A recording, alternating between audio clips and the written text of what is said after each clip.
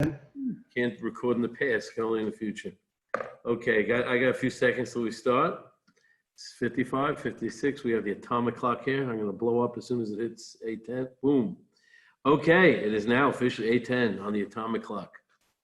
Welcome, everyone.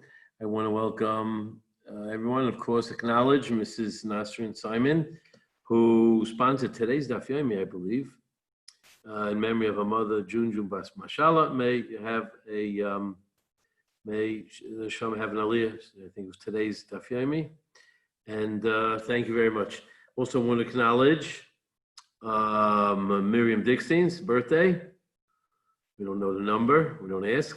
And Yarteh, we mentioned Eli Sharbinos. It's mentioned as Yarteh, but she celebrated Yarteh. Listen, commemorated. May everyone have Simchas Nachas and all sorts of good things. And as we go forward, so here we are, going into the week. Who knows what? Lost track of time already. And today was Netzach Shabi Yisayid. Mamish at the end. We're only 9 days away. What is it? And what are we? 9 days away. 10 days away.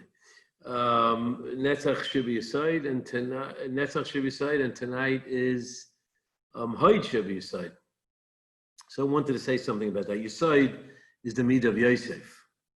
Yosef is Yisayid, not only because Yisayid stands for the instincts that can go one way or the other, and that which we utilize to propagate and connect to the future, but Yisayid refers to the foundation, the solid foundation that the binyan of Klal Yisrael is built upon, and it represents the connection. Yosef was the great connector, even though he was the source, but that was a mistake. He was really the one who brought Klal Yisrael together, and he represents this challenge of Achdus, but ultimately is the Mashiach ben Yosef that will herald the Mashiach ben David and bringing back an Achdus and Klal Yisrael. So Yisayid is connection. And how do you become someone that takes that and perpetuates it for eternity? That's Netzach. And Hoid, I'm going to give you a story about this in a second that I think explains it. And then I want to tell you something that I observed, something I thought of, a beautiful Shavuot that sort of brings it home. And certainly a great lesson for all of us as we go through the days of the Omer, preparing ourselves not only for Matan Torah, but to atone for the sins of the Talmidim of Rabbi Akiva, who died over this period that we have to rectify by improving our personal relationships. So the story, my son, I want to thank my son Zacharia. There he is. So you can go to sleep for the next 5 minutes because he sent me the story. He sent me a magnificent story today, and it just struck me. And I'll just preface the story. The story is about someone whose name is Teichman. Probably a distant relative. We know that we went back, our families go back to the same shtetl in Galicia, Turka. So likely we're both Israelim, so likely there's a lot of evidence that we're somewhat related. He has a nephew, a very close Talmud of mine, who lives here in Baltimore as well. And Saul Teichman. And I just say, when I came to LA, I was a 30-year-old schnook right out of Kailo. And, I was a nobody. It was Teichman.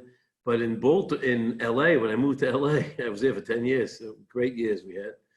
And when I came there, I thought I was a nobody. Meanwhile, the most popular Rav at the time, one of the most prominent Rabbanim at the time, was Kashrus, great Talmid Chacham. He's no longer there. He also left by now. His name was Rabbi Avram Teichman. So I said Teichman. They always thought, Rabbi Teichman. And then, in addition to that, there was a very wealthy family, a Teichman family, and the patriarch of the family, the eldest. At my time, the patriarch was already gone, but he was the oldest brother of the family.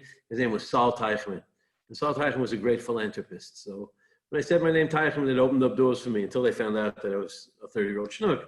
But at least for the 10 seconds, as Reb Chaim Shmulevitz has a lot of schmoozing about kavod hamaduma, even fake kavod feels good. For the 10 seconds that it lasts, it's less than the 15 minutes. What is it, 5 minutes of fame? Andy Warhol, whoever knows who he is. I think that's who it is. Well, who was it? Somebody else? Someone, that legend of 5 Minutes of Fame. It was about 10 seconds till they realized that I wasn't Rabbi Teichman's family. I wasn't I wasn't a close relative. At any rate, all kidding aside. So Sal Teichman, you go in LA, wherever you go, the Teichman mikveh, the Teichman school, the Teichman JCC, his name was all over the place. And that's not only there in Eretz Yisrael, it's all over. He's a great philanthropist. He did a lot of stuff. So someone once asked him, obviously he devoted his entire life to do chesed. There's no question. He was known, a person just eager to do it. And they once asked him, where why, where did this come from? I mean, obviously you're a good guy. You don't have to apologize for you do good, but you seem to be obsessed with doing it. Where does that come from? So he said the following story. He said when he was a young man, he grew up in the town of Munkach. His ancestors came from Turkey, but his family had eventually left Turkey and went to Munkach, and they were Hasidim of Munkach, and he was a 16-year-old boy, and they sent him to Auschwitz. They had no idea, no one knew. We know now in hindsight the entire story, but then they didn't know what was going on. He came, and he saw there was a line of people, and there was a table up front with a German official standing at the head, and everyone didn't know. It was right at the beginning. Yeah, what? So he waits online, and as he's waiting in line, there's hundreds of people. Someone comes over to him, a man with a white beard, with a striped uniform, and he says, "When were you born?" I put all these photos. Why are you asking me? So Let me have to help you with this. one second, I'm gonna have to just pardon me. I'm just gonna mute everybody for now. Okay. So yeah, try to mute everybody if it works. Okay. So he says, "I give out. I just lost everyone. Okay, hold on. I give out. What did I hear you. Yeah, I want to see you. I want to see everyone. What happened here? I don't know. We'll see you, Rabbi. Oh, what, you see me? I don't Yeah. see anybody. I don't see anyone. Okay. We see you and we hear you. But I want to see you too. I want to see everybody. Hi. Here I am. Okay. Everyone has to mute. Okay. So we can get this. Okay. So he's standing online, and this man with a white beard says, "Yeah, I know your family." He says, "When were you born?" So he says, "What do you mean when am I born? I was born in 1927. So he says, No, you were born in 1925. They says, "What are you talking about?" My father, I grew up, I had a wonderful family. My father told me, there's no reason for him to lie to me. I was born in 1927, not 25. He says, "No, I know your family. I know your history. You made a mistake. It's 1925. And he reviews this over and over again, and he keeps telling him. He thinks the guy lost his mind. Meanwhile, he just, he says, "Okay, when were you born?" And he practices with him. He goes through it. He models it. He says, "When were you born?" He said, finally, he agrees. He says, 1925. Okay, 1925. Finally, and he doesn't know who this man is. He claims to know him. Never saw him in his life. Never saw him in Munkach. All he knew about Munkach, a little kid. He's a teenager, 16 years old. And he disappears. He gets to the head of the table, and he sees, which he subsequently found out was Mengele. And Mengele asks him, the first question he asks him says, "When were you born?" And, he already had been brainwashed from the other guy and spooked. They said 1925. He just said it naturally. Didn't hesitate. So he felt him on his shoulder and he says, "Go to the right." Afterwards, he discovered that anyone over 18 was saved. Anyone less than 18 was sent to the left and went to the gas chambers. So at that point in his life, he realized that Hashem either sent him a human in the form of a malach or a malach in the form of a human. But it was a malach. It was either a human who was a malach or a malach that came Eliyahu Hanavi. He never found out who that person was. And he realized that his entire life was destined and determined because a malach came in a human form. Maybe it was a human, maybe it was a malach, but a malach came and was his malach that set him on his journey and saved his life. From that day on, he promised himself that for the rest of his life, every day, when he wakes up in the morning, he's going to ask himself, to whom am I going to be a malach? Who am I going to be a malach for? In life, it's not about, as he says, how many clothes in your wardrobe you wore, but how many clothes in your wardrobe did you share with others? It's not about how much you ate, but how much you shared with others. They said in life, it's not just if you're blessed with money, so you can be a malach by helping people. You can be a malach, how many people need just simply a smile, a phone call, a kindness, pay attention, someone to listen to them. Entire life, he said, every day I woke up for the rest of my life and I asked myself, who am I going to be a malach for today? And that's how he lived his life. So he says, that's why, I don't ingratiate myself with that. I don't take any credit. But a malach came to me and I in turn wanted to become a malach. We all have to ask ourselves, and we do know, we know both sides. There are people in our lives. We certainly all those old enough and even youngsters. There's someone, a Rabbi, an employer, a friend, a stranger who just said that one thing at the right time. That was your malach. And how many times can we be the malach for somebody else? So this is and I think that's really what it means. Your side connection is when you want to perpetuate it, is when you realize that your goal in life is to be the malach for everybody else. And the Haid, which we're going today, is that idea of radiating it forward. We were gifted with coming in this world. We may have seen the malach, or we may not have seen, but there's a malach that brought us here, and a malach that guided us here. So some people are eager to see it.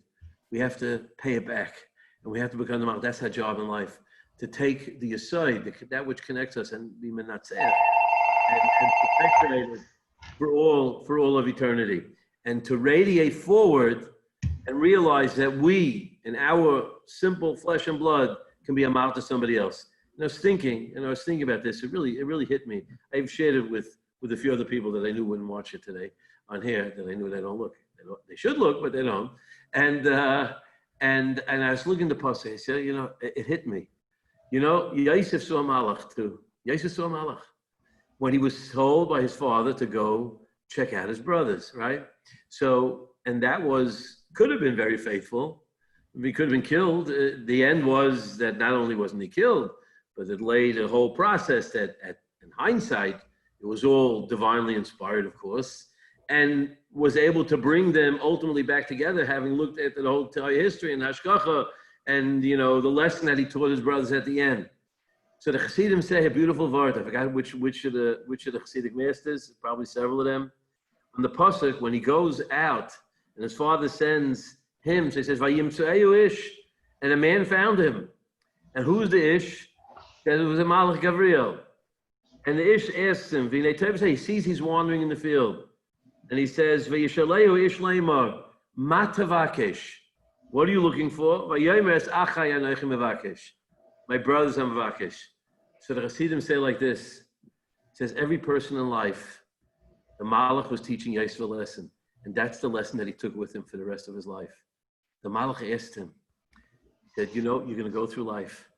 What is your mission in life? Matavakesh. What is it that you're yearning for? What is it that you're going to seek in life? And, he put him on the spot. And the Chassidim Taich, what was his response? I'm dedicated to one thing only, and one thing, and that's it. Achai ani mevakesh. That's my mission in life. Come hell or high water, whatever it is. They want to throw me in a pit. They want to do me in. They want to destroy Klal Yisrael. That is the message the Malach taught him.